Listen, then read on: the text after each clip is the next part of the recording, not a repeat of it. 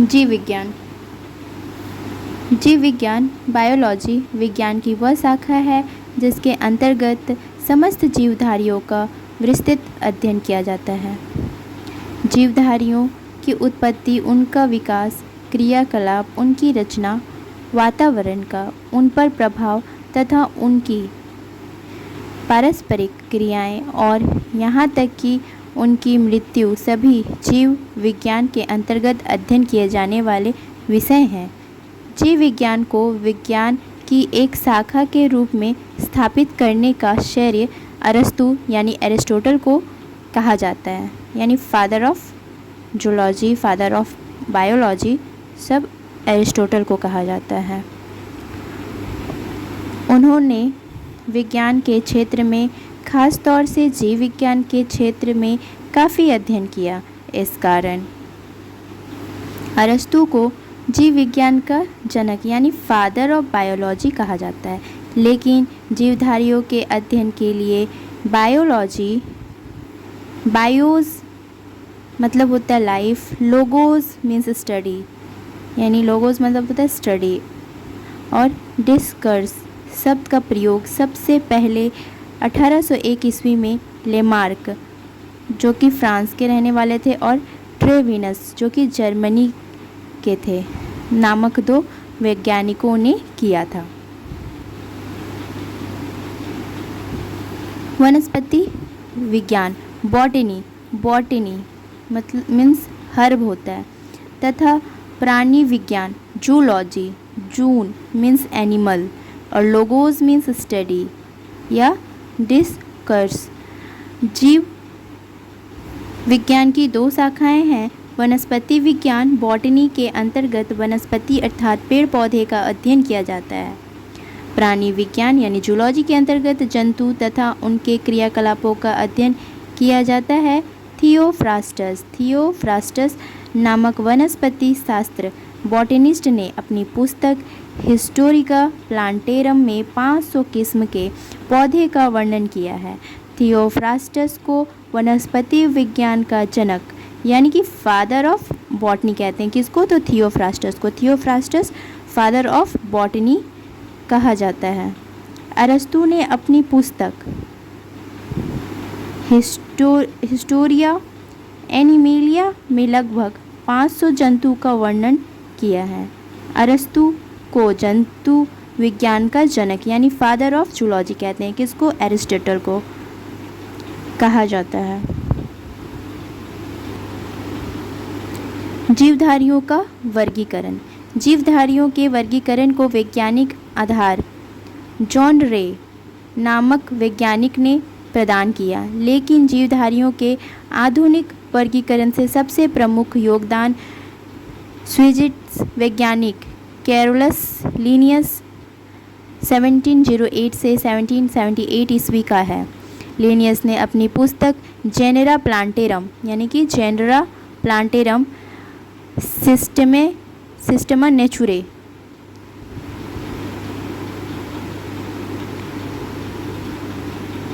Classes plantarum एवं फिलोसफिया Botanica में जीवधारियों के वर्गीकरण पर विस्तृत रूप से प्रकाश डाला है। इन्होंने अपनी पुस्तक सिस्टमा नेचुरे में संपूर्ण जीवधारियों के दो जगतों किंगडम पादप जगत प्लांट किंगडम तथा जंतु जगत एनिमल किंगडम में विभाजित किया। इससे जो वर्गीकरण की प्रणाली शुरू हुई उसी से आधुनिक वर्गीकरण प्रणाली की नींव पड़ी। इसलिए कैरोलस लिनियस का वर्गीकरण का पिता कहा जाता है। Father of taxonomy Carolus Linnaeus को कहा जाता है। परंपरागत जीव जगत वर्गीकरण का स्थान अंततः आर.एच. विटाकर द्वारा सन 1969 ईस्वी में प्रस्तावित 5 जगत प्रणाली ने ले लिया। इसके अनुसार समस्त जीवों को निम्नलिखित 5 जगत किंगडम में वर्गीकृत किया गया है। पहला है मोनेरा, दूसरा प्रोटिस्टा, तीसरा प्लांटे, चौथा फंजाई यानी कि कवक तथा 5वां एनिमेलिया। Number 1 Monera.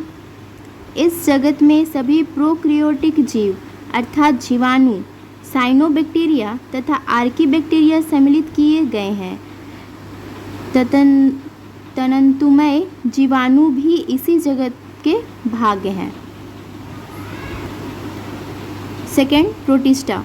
प्रोटिस्टा इस जगत में विविध प्रकार के एक कोशिकीय प्रायः जलीय यानी कि एक्वेटिक यूक्रियोटिक जीव सम्मिलित किए गए हैं। पादप एवं जंतु के बीच स्थित यूग्लिना इसी जगत में है। यह 2 प्रकार की जीवन पद्धति प्रदर्शित करती है, सूर्य के प्रकाश में स्वपोषित एवं प्रकाश के अभाव में इतर पोषित।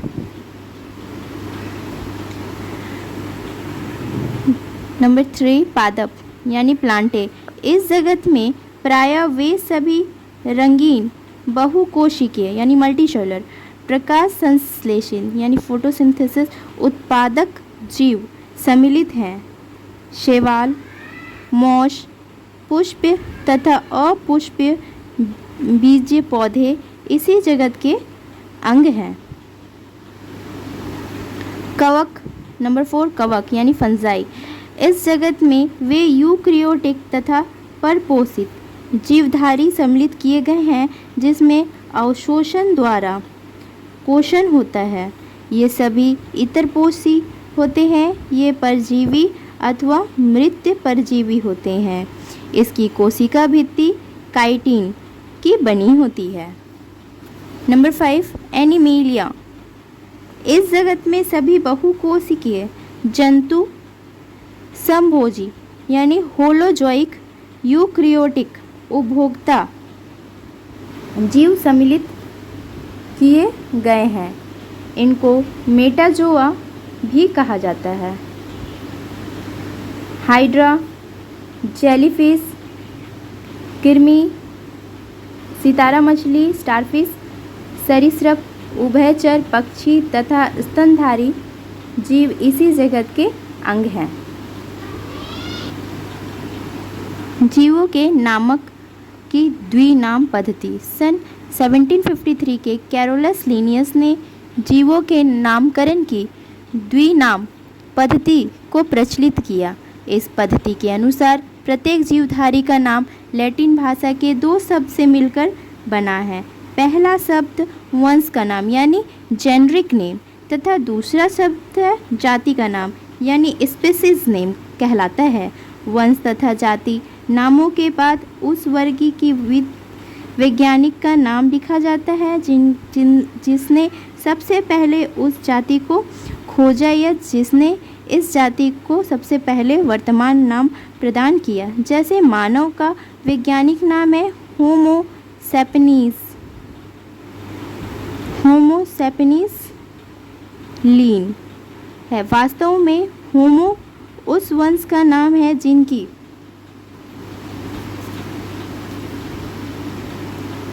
एक जाति सैपियन्स है। लीन वास्तव में लीनियस शब्द का संक्षेपित रूप है। इसका अर्थ है कि सबसे पहले लीनियस ने इस जगत को होमो सैपियन्स नाम से पुकारा है। कुछ जीवधारियों के वैज्ञानिक नाम जैसे मनुष्य होमो सैपियन्स, मेढक राना टिग्रिना, गाय बॉस इंडिकस, आम मैग्नीफेरा इंडिका, मटर पिजम सेटेमम।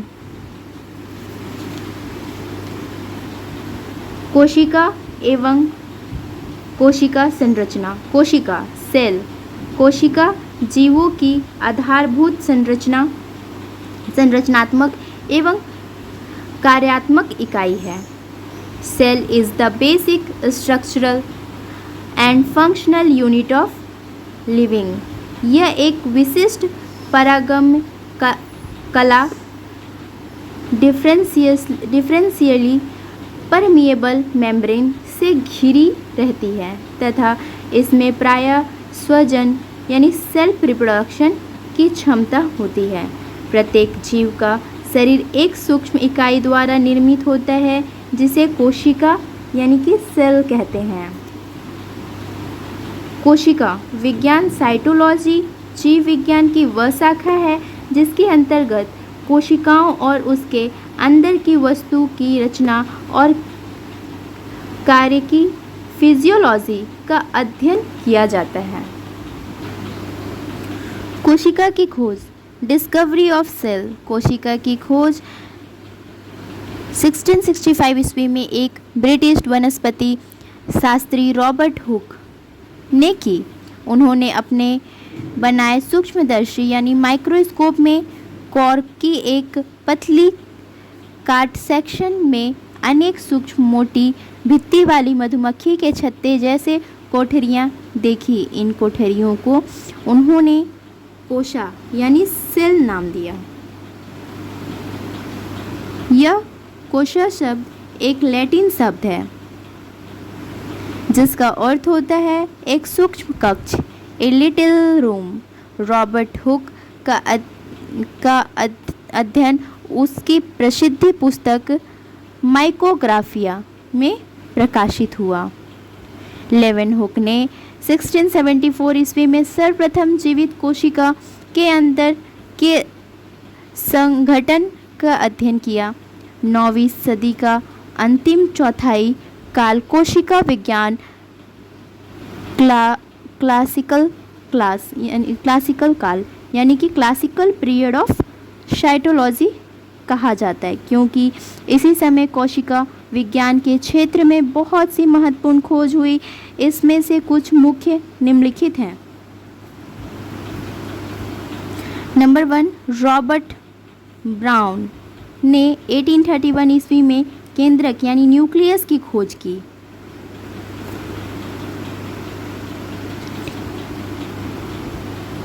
डुज़ार्डिन ने जीव द्रव्य यानी प्रोटोप्लाज्म की खोज की, जबकि पुरकिंजे ने 1839 ईस्वी में कोशिका के अंदर पाए जाने वाले अर्ध तरल दानेदार सजीव पदार्थ को प्रोटोप्लाज्म या जीव द्रव्य नाम दिया। नंबर 3, 1838 ईस्वी में एक वनस्पति वैज्ञानिक स्लाइडेन ने कहा कि पादपों का शरीर सूक्ष्म कोशिकाओं का बना होता है। 1839 ईस्वी में प्रसिद्ध जंतु विज्ञान शास्त्री श्वान ने बताया कि जंतु की शरीर भी सूक्ष्म कोशिका की बनी होती है। 5वां है 1855 ईस्वी में वर्शो ने बताया कि नई कोशिकाओं का निर्माण पहले से मौजूद कोशिका से होती है। मैक्स सुल्ज ने 1861 ईस्वी में बताया कि कोशिका प्रोटोप्लाज्म का एक पिंड है जिसमें एक केंद्र होता है। इस कथन को प्रोटोप्लाज्म मत यानी प्रोटोप्लाज्म थ्योरी कहते हैं। 7वां है 1884 ईस्वी में स्टर्सबर्ग ने बताया कि केंद्रक पैतृक लक्षणों की वंशागति में भाग लेता है। 8वां कैमिलो गोल्जी ने 1898 ईस्वी में गोल्जी उपकरण या गोल्जी कॉम्प्लेक्स की खोज की।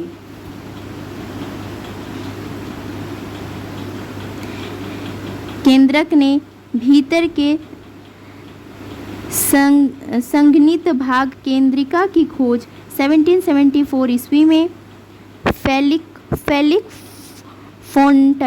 फोंटाना ने की। 1880 ईस्वी में फ्लेमिंग ने क्रोमेटिन का पता लगाया और कोशिका विभाजन के बारे में बताया। 1888 ईस्वी में वाल्डेयर ने क्रोमोसोम यानी गुणसूत्र का नामकरण किया। 12 नंबर 1883 ईस्वी में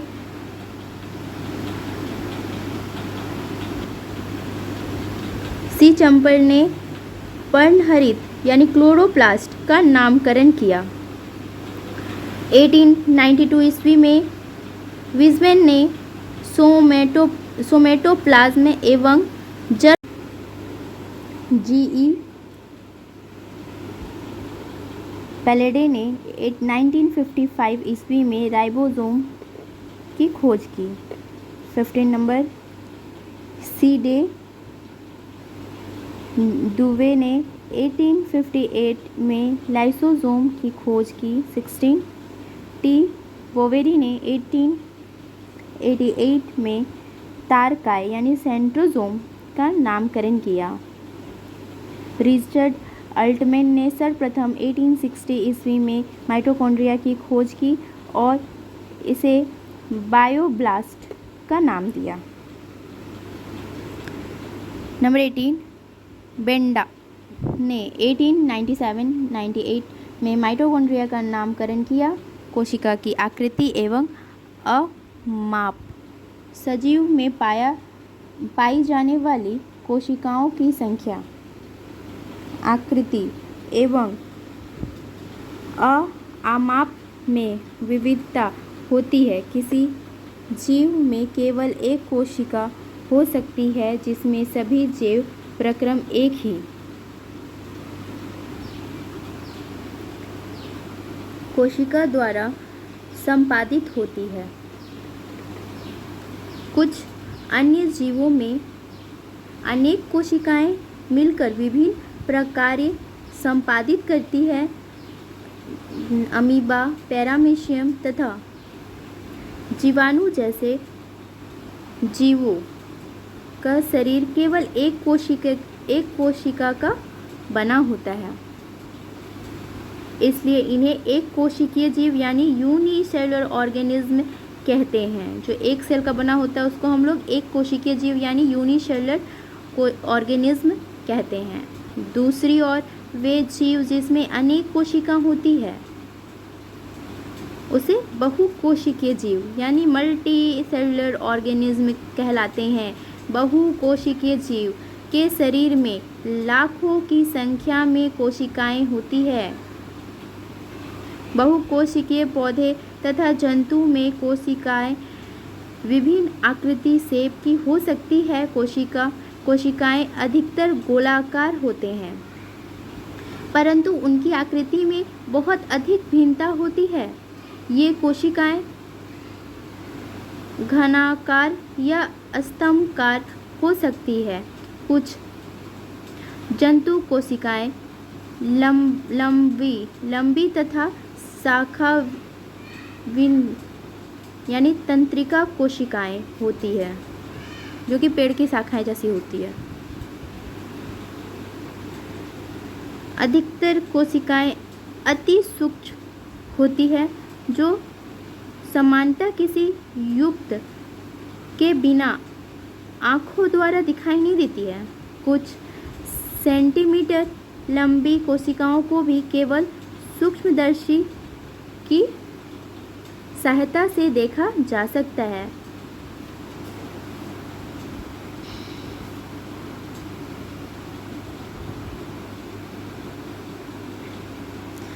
सूक्ष्म कोशिका का आकार 0.1 माइक्रोन होता है, जो माइकोप्लाज्मा जीवाणु में पाई जाती है। जंतुओं की पेशी कोशिका का जूट एवं सन जैसे पौधे के रेशे की कोशिकाएं कुछ सेंटीमीटर लंबी होती है। अंडे के केंद्र में पाया जाने वाला पीला पदार्थ, जिसमें पीतक यानी योक कहा जाता है, भी एक कोशिका है। यह उबले अंडे में स्पष्ट दिखाई देता है। शुतुरमुर्ग के अंडे का अमाप 170 mm होता है, जो सर्वाधिक बड़ी कोशिका का प्रतिनिधित्व करती है, जिसे बिना किसी युक्त की सहायता से देखा जा सकता है। सबसे छोटा कोशिका जो होता है वो माइकोप्लाज्मा का होता है, और सबसे बड़ा जो होता है वो शुतुरमुर्ग का होता है, यानी ऑस्ट्रिच का होता है। कोशिका सिद्धांत सेल थ्योरी। 1838 ईस्वी में जर्मन वनस्पति विज्ञान शास्त्र एमजे स्लीडन तथा 1839 ईस्वी में जर्मन के ही जंतु विज्ञान शास्त्री थियोडर स्वान ने मिलकर कोशिका सिद्धांत का प्रतिपादन किया। कोशिका सिद्धांत की मुख्य बातें निम्नलिखित है। नंबर 1, प्रत्येक जीव का शरीर एक या अनेक कोशिका का बना होता है। नंबर 2, प्रत्येक जीव की उत्पत्ति ओरिजिन एक कोशिका से होती है।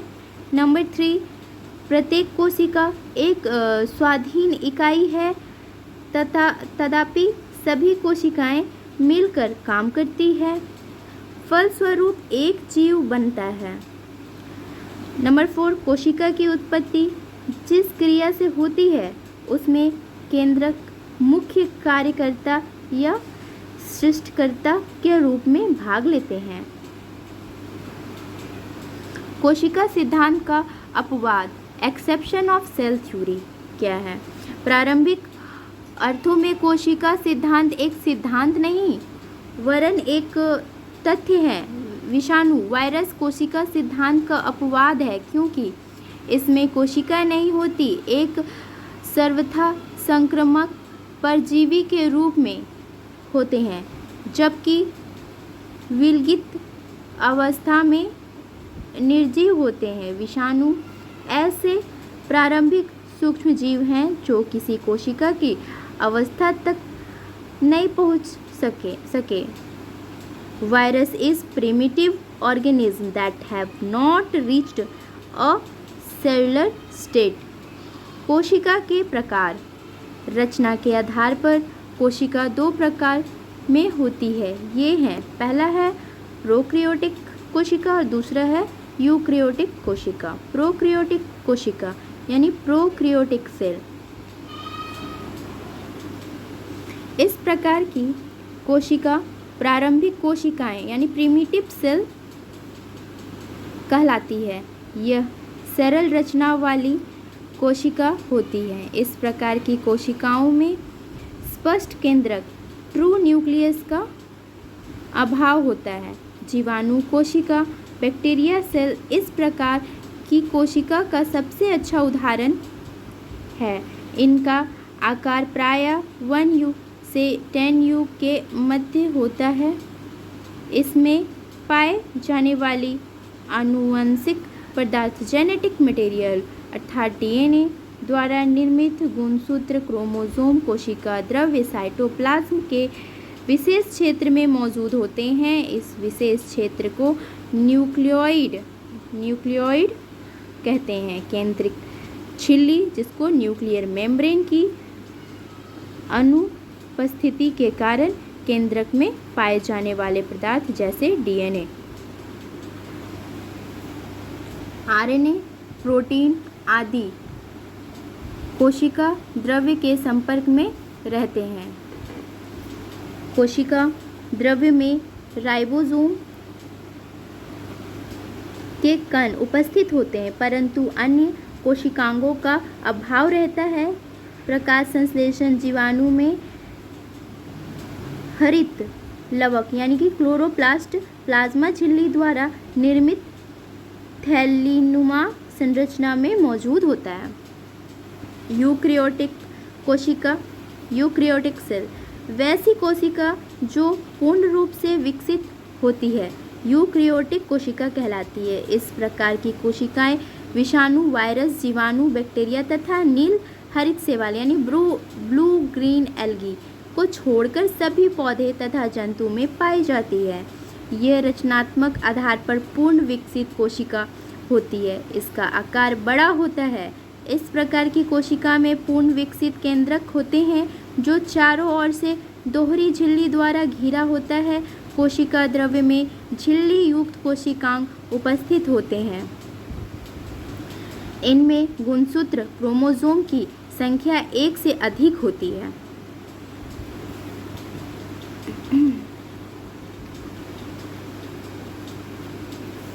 प्रोकैरियोटिक एवं यूकैरियोटिक कोशिकाओं में अंतर।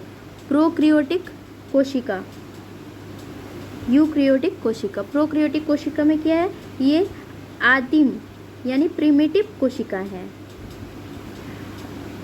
और यूक्रियोटिक कोशिका ये सुविकसित कोशिका है। दूसरा नंबर पे है, इसमें प्रारंभी अविकसित केंद्रक होते हैं,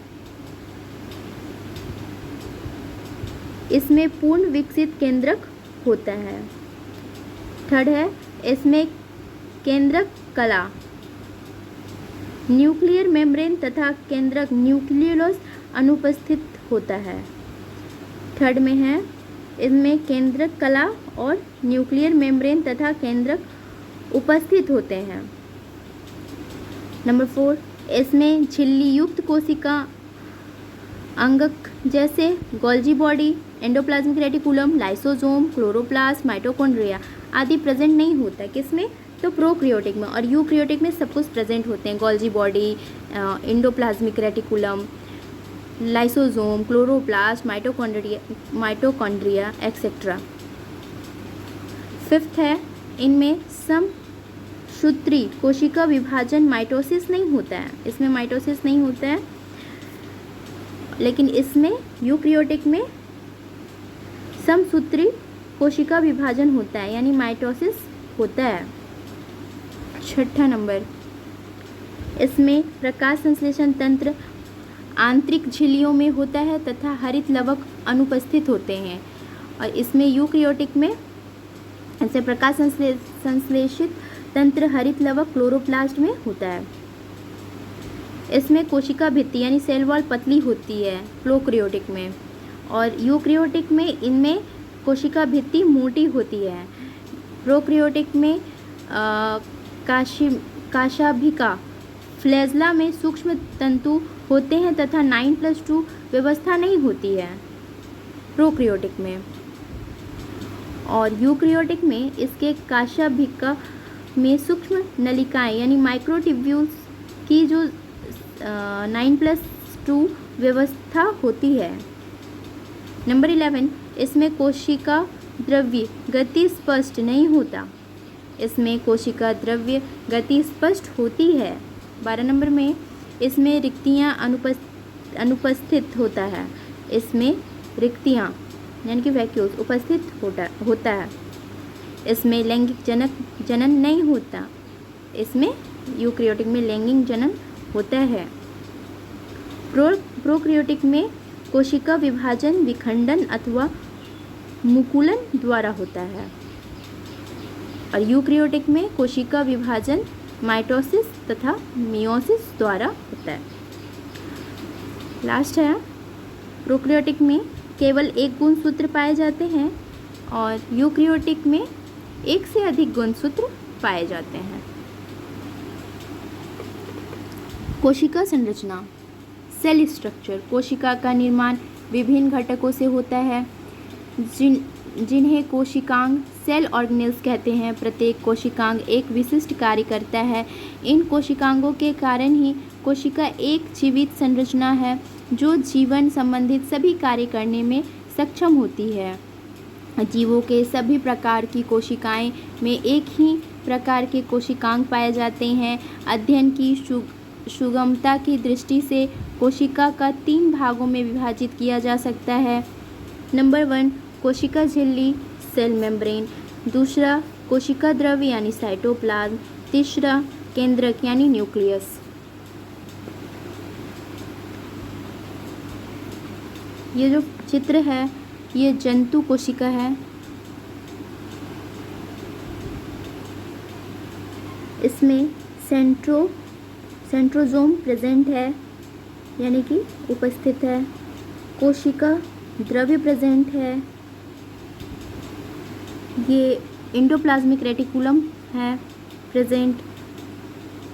rough endoplasmic reticulum, soft smooth endoplasmic reticulum, ribosome, Golgi body, mitochondria, vacuoles, nuclear membrane, nucleus, nucleolus, lysosome, cell membrane सब प्रेजेंट होते हैं। किसमें? एनिमल सेल में यानी कि जंतु कोशिका में। ये है पादप कोशिका। इसमें भी लाइसोसोम प्रेजेंट है, रफ एंडोप्लाज्मिक रेटिकुलम प्रेजेंट है, हरित लवक प्रेजेंट है, केंद्रक प्रेजेंट है, गोल्जी उपकरण प्रेजेंट है, केंद्रक झिल्ली प्रेजेंट है, प्लाज्मा झिल्ली प्रेजेंट है, बाहरी कोशिका प्रेजेंट है, कोशिका भित्ति प्रेजेंट है, माइटोकॉन्ड्रिया प्रेजेंट है, उपस्थित है, राइबोसोम भी उपस्थित है, हरित लवक यानी क्लोरोप्लास्ट भी उपस्थित है, कोशिका द्रव्य भी प्रेजेंट है। कोशिका द्रव्य मतलब साइटोप्लाज्म एवं केंद्रक यानी कि न्यूक्लियस को सम्मिलित रूप से जीव द्रव्य या प्रोटोप्लाज्म कहा जाता है। कोशिका झिल्ली सेल मेम्ब्रेन प्रत्येक कोशिका के सबसे बाहर चारों ओर एक बहुत पतली मुलायम और लचीली झिल्ली होती है, जिसे कोशिका झिल्ली या प्लाज्मा मेम्ब्रेन यानी प्लाज्मा मेम्ब्रेन कहते हैं। यह झिल्ली जीवित एक एवं अर्ध पारगम सेमी परमिएबल होती है। चूँकि इस झिल्ली द्वारा कुछ ही पदार्थ अंदर तथा बाहर आ जा सकता है, सभी पदार्थ नहीं, अतः इसको चयनात्मक पारगम्य झिल्ली सेलेक्टिवली परमिएबल मेम्ब्रेन भी कहते हैं। इलेक्ट्रॉन सूक्ष्मदर्शी में यह एक दोहरी झिल्ली के रूप में दिखाई पड़ती है, जिसमें बीच बीच में अनेक छिद्र होते हैं। कोशिका झिल्ली लिपिड और प्रोटीन की बनी होती है। कोशिका झिल्ली जो है वो लिपिड और प्रोटीन की बनी होती है। इसमें दो परत प्रोटीन तथा इसके बीच एक परत लिपिड का रहता है। कोशिका झिल्ली एक सीमित झिल्ली का कार्य करती है। यह कोशिका का एक निश्चित आकार बनाए रखने में मदद करती है। साथ ही साथ यह कोशिका को यांत्रिक सहारा मैकेनिकल सपोर्ट भी प्रदान करती है। यह भिन्न भिन्न प्रकार के अणुओं को बाहर निकालने एवं अंदर आने में नियंत्रण करती है। जंतु कोशिका में यह सीलिया, फ्लैजेला, माइक्रोविली आदि निर्माण में सहायक होती है। कोशिका भित्ति सेल वॉल पादप कोशिका प्लांट सेल चारों ओर से एक मोटे और कड़े आवरण द्वारा घिरी रहती है। इसी आवरण को कोशिका भित्ति कहते हैं। कोशिका भित्ति मुख्यतः सेल्यूलोज की बनी होती है। यह परमिएबल होती है। सेल्यूलोज एक जटिल पदार्थ है जो पादप कोशिकाओं के संरचनात्मक दृढ़ता प्रदान करता है। इसी कारण कोशिका भित्ति कड़ी और निर्जीव होते हैं। इसमें विभिन्न प्रकार के स्थूलन यानी थिकनिंग मौजूद होते हैं तथा यह अर्ध पारगम यानी सेमी परमिएबल नहीं होती है। यह पादप कोशिका को एक निश्चित रूप प्रदान करती है। यह पादप कोशिका को सुरक्षा तथा यांत्रिक सहारा प्रदान करती है। यह कोशिका झिल्ली की रक्षा करती है तथा कोशिका को सूखने से बचाती है। दूसरा है कोशिका द्रव्य यानी साइटोप्लाज्म। जीव द्रव्य प्रोटोप्लाज्म का वह भाग जो कोशिका भित्ति एवं केंद्रक के बीच होता है उसे कोशिका द्रव्य कहते हैं। इसमें अनेक अकार्बनिक पदार्थ, खनिज, लवण एवं जल तथा कार्बनिक पदार्थ, कार्बोहाइड्रेट, प्रोटीन व वसा होते हैं जो निर्जीव पदार्थ हैं। कोशिका द्रव्य एक बहुत गाढ़ा, पारभासी, ट्रांसलूसेंट एवं चिपचिपा पदार्थ है। इनमें अनेक रचनाएं उपस्थित होती है जिनके अलग अलग कार्य होते हैं। इन रचनाओं को कोशिकांग यानी सेल ऑर्गेनेल्स कहते हैं। यूकैरियोटिक कोशिका में कोशिकांग झिल्ली युक्त होते हैं, जबकि प्रोकैरियोटिक कोशिका में ये झिल्ली युक्त नहीं होते हैं। कोशिका द्रव्य में निम्नलिखित कोशिकांग पाए जाते हैं जो विभिन्न प्रकार की उपापचयी क्रियाओं को दक्षता पूर्वक संपन्न करती है। ए नंबर, अंतःप्रद्रवी जालिका, एंडोप्लाज्मिक रेटिकुलम। जंतु एवं पादप कोशिका के कोशिकांग का द्रव्य में अत्यंत सूक्ष्म शाखित छिल्लीदार अनियमित नालिकाओं का घना जाल होता है। इसे जालिका को अंतःप्रद्रवी जालिका कहते हैं। यह लाइपोप्रोटीन की बनी होती है और कोशिकाओं में समांतर नालिकाओं के रूप में फैली रहती है। कोशिकाओं में इनका विस्तार कभी कभी केंद्रक की बाह्य झिल्ली से प्लाज्मा झिल्ली तक होता है। अंतःप्रद्रव्य जालिका ER दो प्रकार की होती है। चिकनी अंतःप्रद्रव्य जालिकाएं, स्मूथ एंडोप्लाज्मिक रेटिकुलम, और इसको शॉर्ट में बोलते हैं SER। इस प्रकार की अंतःप्रद्रव्य जालिकाएं की झिल्ली चिकनी होती है। इसकी सतह पर राइबोसोम नहीं पाए जाते। ये लिपिड स्राव के लिए उत्तरदायी होती है। खुदरी अंतःप्रद्रव्य जालिकाएं, रफ एंडोप्लाज्मिक रेटिकुलम, इसको शॉर्ट में बोलते हैं RER, यानी रफ एंडोप्लाज्मिक रेटिकुलर। इस प्रकार की अंतःप्रद्रव्य जालिकाएं की बाहरी झिल्ली के ऊपर छोटे छोटे कण पाए जाते हैं जिन्हें राइबोसोम कहते हैं। ये प्रोटीन संश्लेषण के लिए उत्तरदायी होते हैं। अंतःप्रद्रव्य जालिकाएं अंतःकोशिकीय परिवहन तंत्र का निर्माण करती है। चिकनी अंतःप्रद्रव्य जालिकाएं वसा एवं कोलेस्ट्रॉल संश्लेषण में भाग लेती है। खुदरी अंतःप्रद्रव्य जालिकाएं ERE प्रोटीन संश्लेषण में मदद करती है। अंतःप्रद्रव्य जालिकाएं केंद्रक से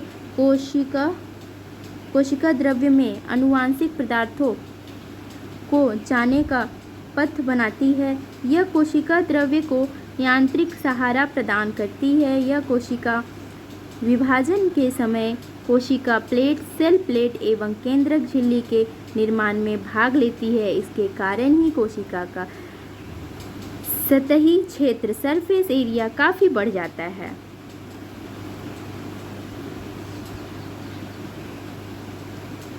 नंबर B, राइबोसोम।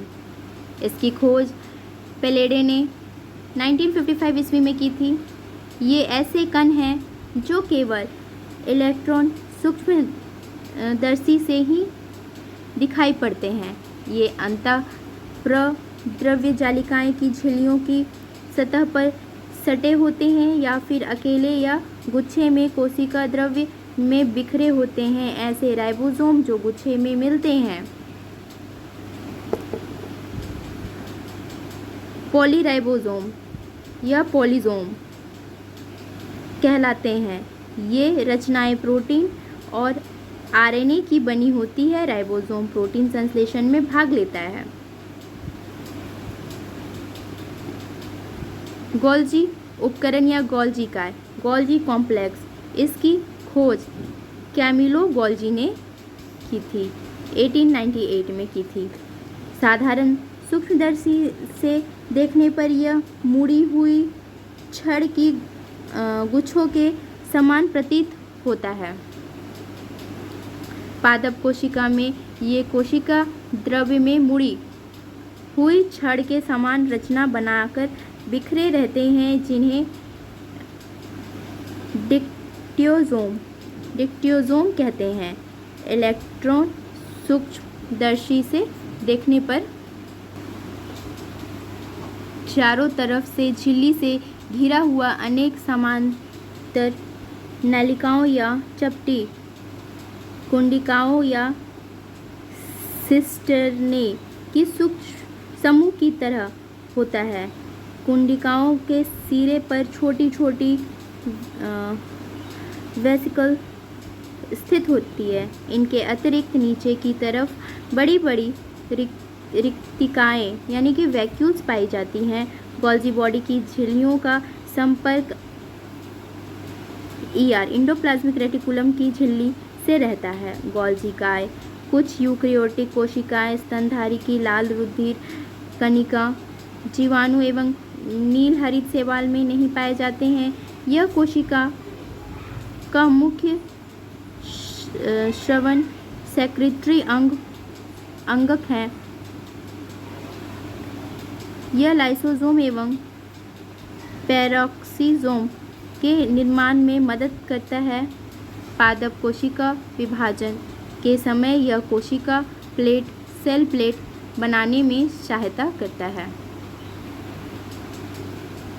लाइसोसोम, इसकी खोज क्रिश्चियन डी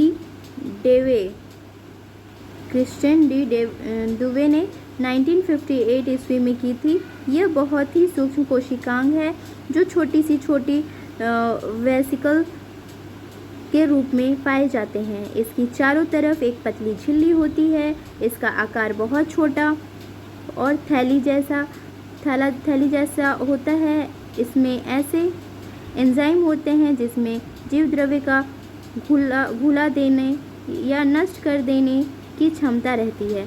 कोशिकीय उपापचयन में व्यवधान के कारण जब कोशिका क्षतिग्रस्त हो जाती है तो लाइसोसोम फट जाते हैं एवं इसमें मौजूद एंजाइम अपनी ही कोशिका को पाचित कर देते हैं।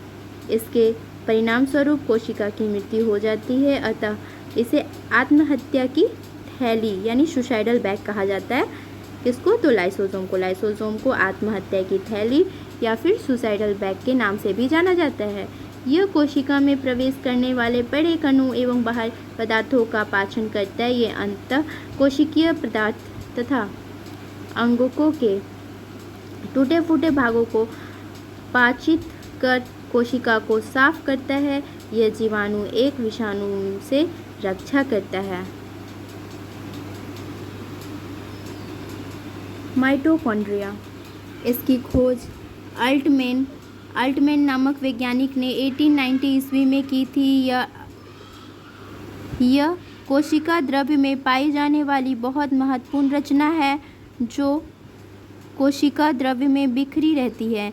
अल्टमैन ने इसे बायोब्लास्ट तथा बेंडा ने माइटोकॉन्ड्रिया नाम दिया। इसका आकार, साइज और आकृति से परिवर्तनशील होता है। यह कोशिका द्रव्य में कणों कॉन्ड्रियोमिट्स सूत्रों फिलामेंट छड़ों यानी कॉन्ड्रिकोड प्रत्येक माइटोकॉन्ड्रिया एक बाहरी झिल्ली एवं एक अंतः झिल्ली के चारों ओर घिरी रहती है तथा इसके बीच में एक तरल युक्त गुहा होती है जिसमें माइटोकॉन्ड्रियल गुहा यानी माइटोकॉन्ड्रियल कैविटी कहते हैं। माइटोकॉन्ड्रियल की भीतरी झिल्ली से अनेक प्रवर्धन निकल कर माइटोकॉन्ड्रिया गुहा मैट्रिक्स में लटके रहते हैं जिन्हें क्रिस्टी कहते हैं। क्रिस्टी की सतह पर F1 कण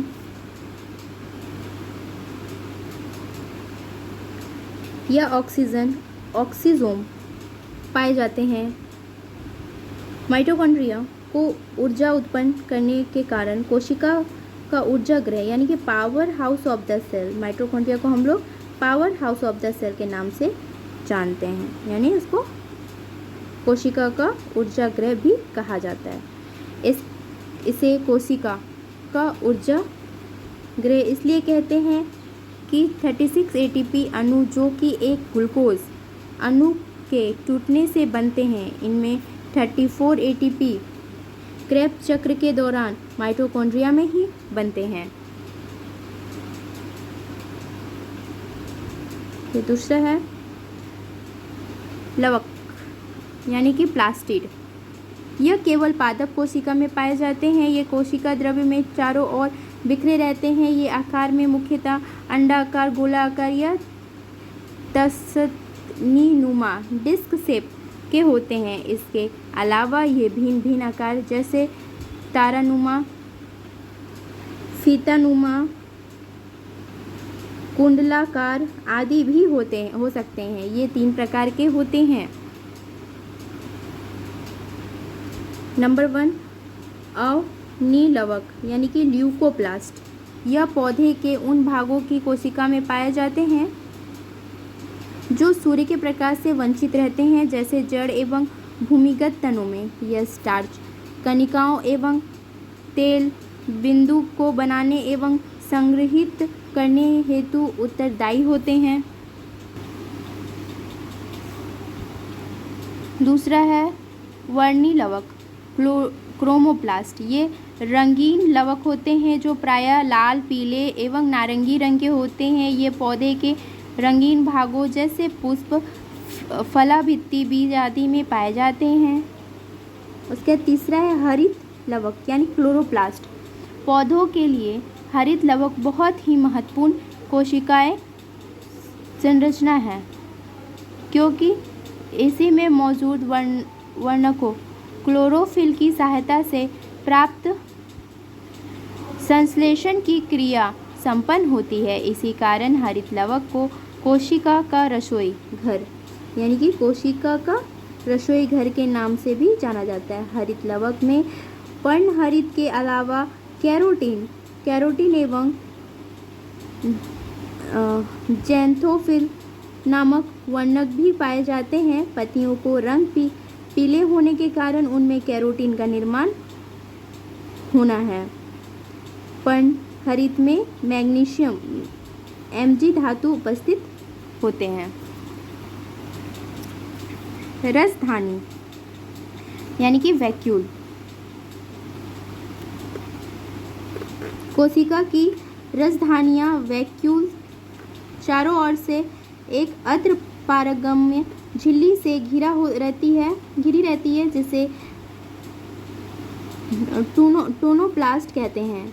रसधानियाँ छोटी अवस्था बड़ी हो सकती है। इन रसधानियों के अंदर ठोस या तरल पदार्थ भरा रहता है। जंतु कोशिका में रसधानियाँ छोटी होती है, जबकि पादप कोशिकाओं में ये बड़ी होती है।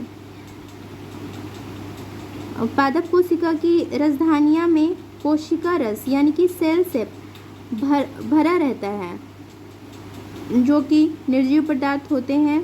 जंतु कोशिका में रसधानियाँ जल संतुलन का कार्य करती है। पादप कोशिका में ये स्फीति, टर्जिटी तथा कठोरता प्रदान करती है। कुछ एक कोशिकीय जीव में विशिष्ट रसधानियाँ कुछ अपशिष्ट पदार्थ को शरीर से बाहर निकालने में सहायक होते हैं। तारकाय यानी कि सेंट्रोजोम। इसकी खोज बोवेरी ने 1888 ईस्वी में की थी। यह केवल जंतु कोशिका में पाया जाता है। यह एक बेलन जैसे रचना के रूप में दिखता है। यह जंतु कोशिका के केंद्रक के पास एक छोटा सा चमकदार क्षेत्र होता है, जिसमें 1 या 2 सूक्ष्म रचनाएं होती है, जिन्हें सेंट्रियोल कहते हैं। प्रत्येक सेंट्रियोल के चारों ओर धागे की तरह तारक रश्मियाँ एस्ट्रल रेज दिखाई पड़ती है। तारकाय जंतु कोशिका विभाजन में मदद करता है। यह कोशिका में सीलिया एवं फ्लैजेला के बनाने में भाग लेता है। यह प्रजनन अंगक लोकोमोटरी ऑर्गेनल्स है।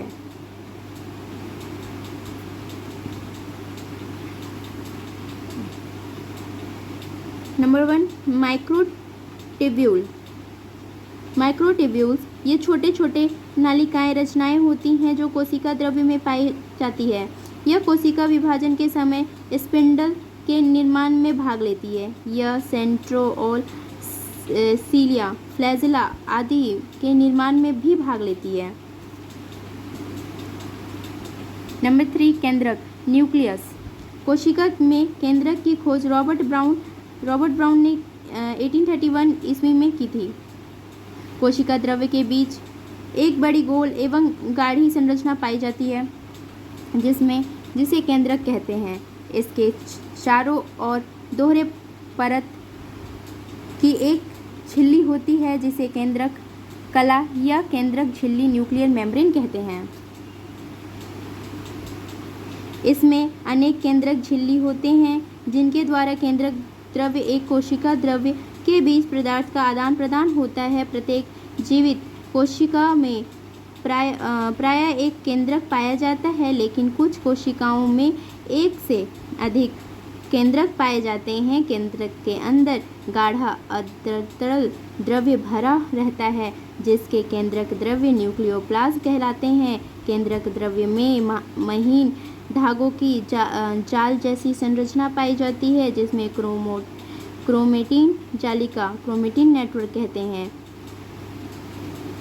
ये डीऑक्सीराइबोज न्यूक्लिक अम्ल यानी कि डीएनए एवं प्रोटीन से बने होते हैं। डीएनए आनुवांशिक लक्षणों को एक पीढ़ी से दूसरी पीढ़ी तक ले जाते हैं। कोशिका विभाजन सेल डिवीजन के समय क्रोमेटिन जालिका के धागे अलग होकर कई छोटे और मोटे छड़ जैसे रचना में परिवर्तित हो जाते हैं। इन्हें ही गुणसूत्र क्रोमोसोम कहते हैं। डीएनए अणु में कोशिका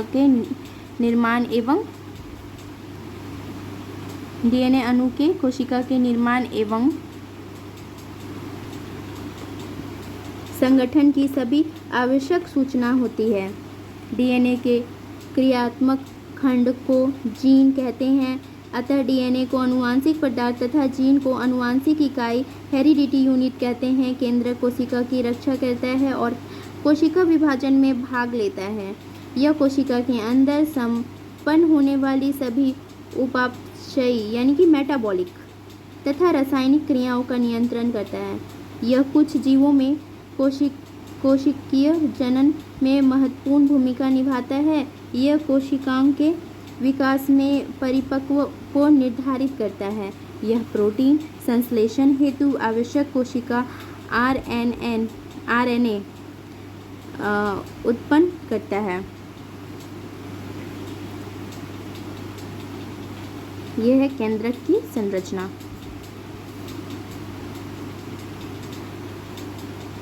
केंद्रक के अंदर केंद्रक द्रव्य में एक छोटी गोलाकार या अंडाकार रचना पाई जाती है जिसे केंद्रक का यानी न्यूक्लियोलस कहते हैं। यह कम सक्रिय कोशिकाओं में छोटी होती है अथवा नहीं पाई जाती है, जबकि सक्रिय स्रावी कोशिकाओं में यह बड़ी होती है। यह संख्या में एक या अनेक कई हजार होती हैं। केंद्रिका में आरएनए का संश्लेषण होता है। कोशिका विभाजन में केंद्रक का विशेष महत्व होता है। एक सामान्य कोशिका के केंद्रक में गुणसूत्र यानी क्रोमोसोम महीन लंबे तथा अत्यधिक कुंडलित धागे के रूप में दिखाई देते हैं। कोशिका विभाजन के समय ये स्पष्ट दिखाई देते हैं। समानता गुणसूत्र बेलनाकार होते हैं। प्रत्येक गुणसूत्र के 3 भाग होते हैं। नंबर ए पेलिकल गुणसूत्र का सबसे बाहरी आवरण पेलिकल कहलाता है। बी मैट्रिक्स पेलिकल के द्वारा घिरा हुआ भाग मैट्रिक्स कहलाता है। नंबर सी क्रोमेटिड में गुणसूत्र की पूरी लंबाई में 2 समांतर कुंडलित धागों के समान रचना होती है जिसमें क्रोमेटिड्स और अर्ध गुणसूत्र कहते हैं। प्रत्येक क्रोमेटिड में 2 या 2 से अधिक अत्यधिक महीने कुंडलित धागे के समान रचनाएं पाई जाती है जिसमें क्रोमोनीमेटा कहते हैं। प्रत्येक क्रोमेटिड के क्रोमोनीमेटा इतनी अधिक घनिष्ठता से एक दूसरे से संबंध होते हैं कि वे एक ही दिखाई पड़ते हैं। क्रोमेटिड डीएनए एवं हिस्टोन प्रोटीन का बना होता है। गुणसूत्र के दोनों क्रोमेटिन एक स्थान पर सेंट्रोमियर केंद्र द्वारा एक दूसरे से संयोजित हो रहते हैं।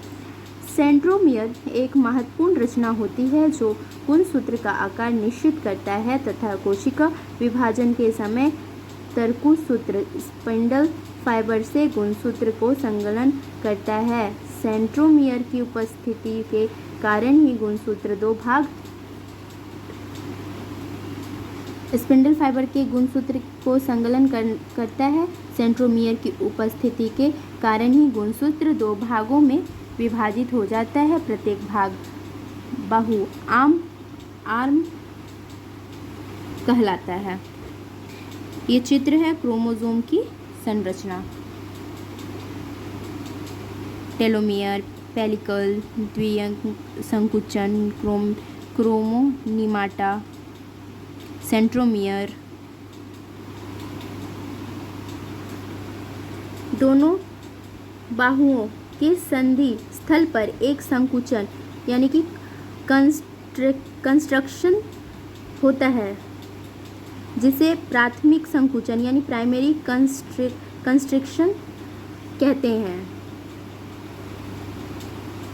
कभी कभी गुणसूत्रों की बाहुओं में प्राथमिक संकुचन के अलावे एक अन्य संकुचन भी देखने को मिलता है जिसे द्वितीय संकुचन यानी सेकेंडरी कंस्ट्रक्शन कहते हैं। गुणसूत्र का शीर्ष भाग टेलोमियर यानी कि टेलोमियर कहलाता है।